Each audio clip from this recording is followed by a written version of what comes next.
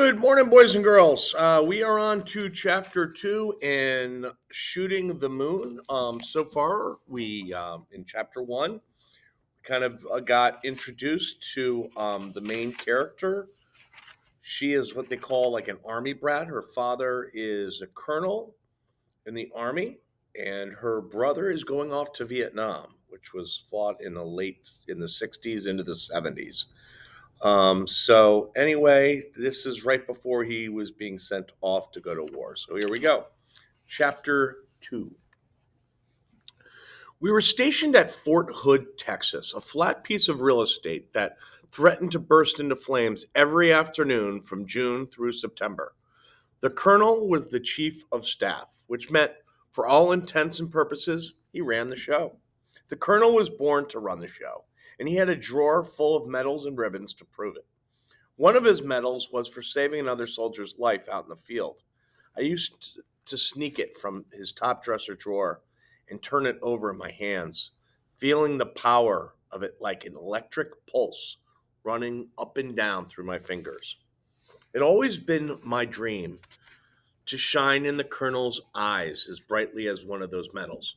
My brother TJ had no problem in that regard. He was a varsity running back 3 years straight, made every football team he ever tried out for. The colonel loved football. It was number 3 on his list of most loved things. Number 1 was everybody in our family, my mother, TJ, and me, in that order. Number 2 was the United States Army. And number 3, hands down, no questions asked, was football. College football, professional football, a game of touch football in the backyard. It did not matter to the colonel. More than once, the colonel had told me that if I had been a boy, I would have been a star football player on any team you'd care to name. Well, maybe he didn't say it in those words, but that's what he meant every time he yelled, "Look at her arm! Watch that girl throw a spiral pass! You can't buy talent like that, no, sir." Some nights after dinner, we'd throw the ball around, the colonel still wearing his uniform. His everyday battle fatigues and shiny lace up combat boots that didn't seem to slow him down a bit. For all their heaviness, he tossed me the football, turn and pound across the backyard grass, and I'd cock my arm back for the pass, then let that ball fly. It would spiral smoothly through the air for a few seconds before the colonel pulled it down with one hand, no problem, and tucked it in his arms. "Pathfinders!" he'd yell, zigzagging across the yard toward the imaginary end zone. "Combat ready, sir," I'd yelled back, completing the old 8th Infantry Division call and response we'd learned as kids, which was part of our life, just like answering the phone.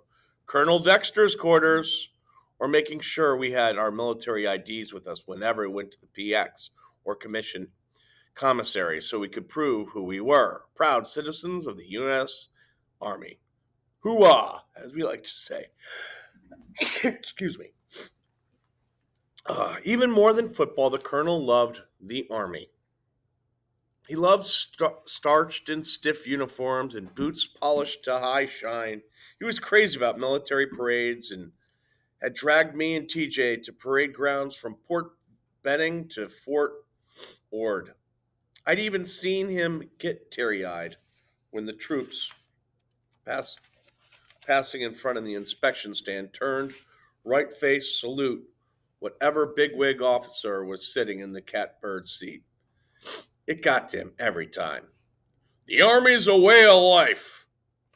The Army way is the right way," he'd say to us whenever we piled into our blue Ford station wagon to cut out for a new destination. Fort Hood, Fort Campbell, Fort Leavenworth. It was the pep talk he gave us in case we were feeling sad about moving again. It's about duty, it's about honor, it's about sacrifice. If you weren't an Army brat, that kind of talk would probably have you rolling your eyes. But we believed it. I believed it. It made me proud to hear the colonel say it. When he'd saved that soldier's life in the field, in the middle of combat exercise with artillery and tanks, he'd risk his own life. Came a hair's width away from getting killed. Sometimes at night in bed, I'd get cold and still, all over thinking all about that. how the colonel might be dead right now.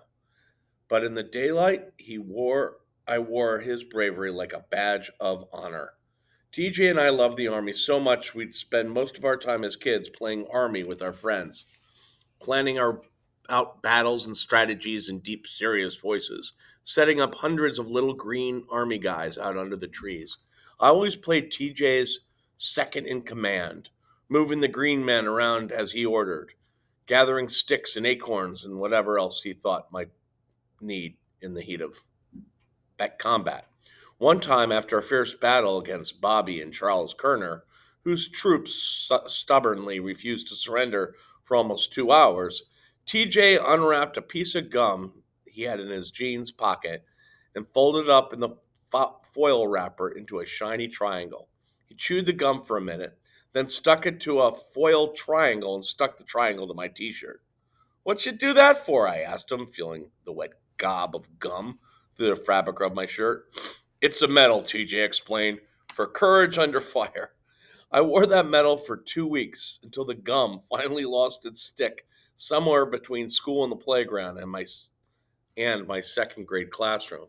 The colonel had been an Army brat too, and he loved telling the story how the Army had lifted his father up from poverty to a good life. Papa Joe had been the fastest boy in his school, even with his shoes flopping apart. And one day he'd been spotted by an Army recruiter who told him he ought to sign up for the service the minute he turned 18. So that's what Papa Joe did. With his first paycheck, he bought his mother a new dress, the first store-bought dress she'd ever had.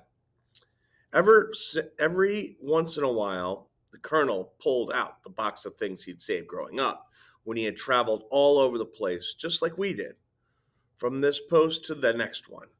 He showed us ticket stubs from train stop trips in Germany and Italy and matchbooks he'd collected from restaurants in just about every American city you could think of. "Kids," he'd say, leaning back on his couch, his arms spread out wide, "I'm a man of the world, full of knowledge and vision, a lover of international cuisine, an appreciator of fine art and good-looking women. Oh, my. And I have the United States Army to thank for this most excellent state of affairs." "Oh, Tom," my mother would say, laughing the music of it all high and bubbly. Then she'd roll her eyes, acting as though she were immune to the colonel's charms.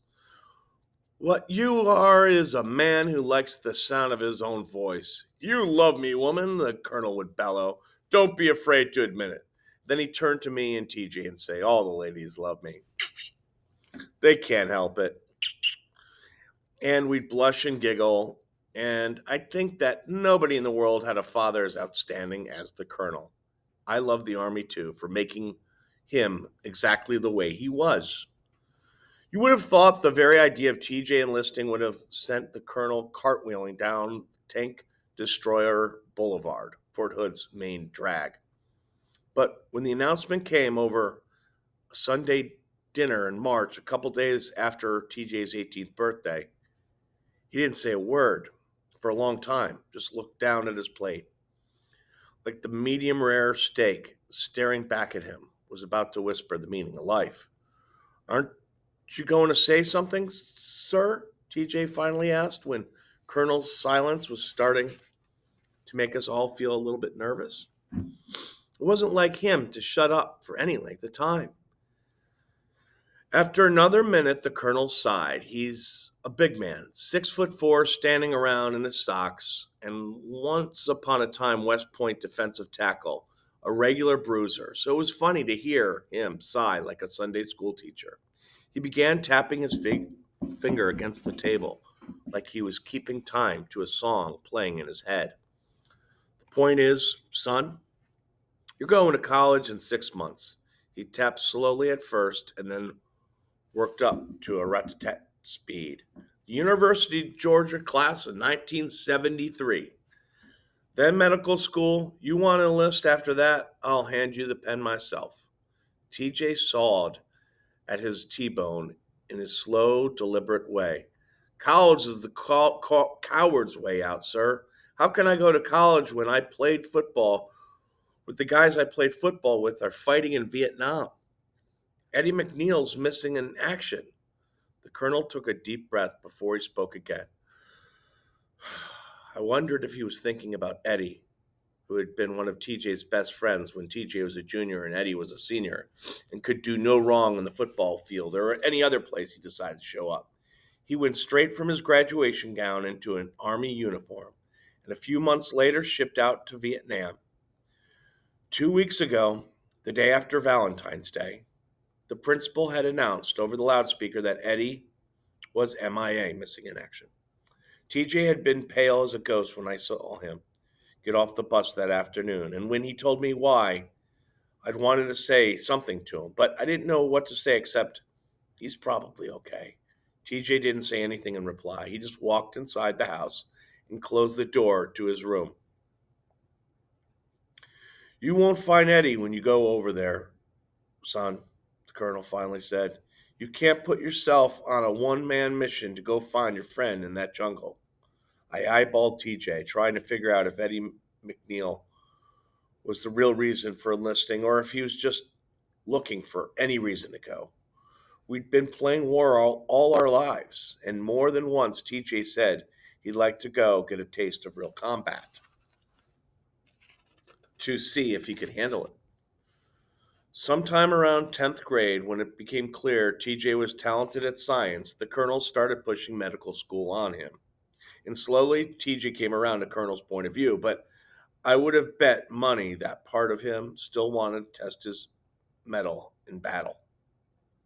Now, TJ, I want to go to Vietnam because it's the right thing to do, sir.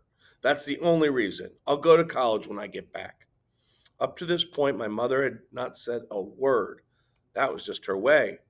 She liked to let everyone else talk first to get out what they had up in their craw out of their system before she weighed in.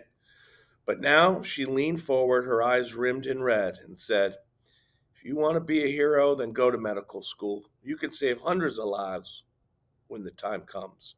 I've already signed the papers, TJ said. He tapped lightly against the salad plate with his fork, like he was underlining the point. I'm going to join the medical corps. It'll be good experience for me. You've got time to change your mind, son, the colonel said. It says so right there in the fine print. TJ stared him down. Do you really expect me to do that, sir? Well, we'll talk about it in a few days, the colonel said, cutting into his steak. When you've had more time to think about what you've done. You should go, TJ. I leaned over and grabbed his wrist. Like I'd pull him all the way over there myself if I had to. I'd go to Vietnam in a minute if they'd let me because, besides, you don't know when we'll get another war. Oh, honey, my mother said, you don't want anything about war. You're just a little girl. I'm starting 8th grade in September, which is hardly a little girl, and I read Time magazine, I argued. I know plenty about war. That's enough, Jamie, the colonel said. But I thought deep down he had been proud of me, and of TJ too. He had raised us, after all. He had raised us to believe in the Army way. And as far as I was concerned, he had raised us right. And that is the end of chapter 2. All right. Till next time. All right. Have a great day.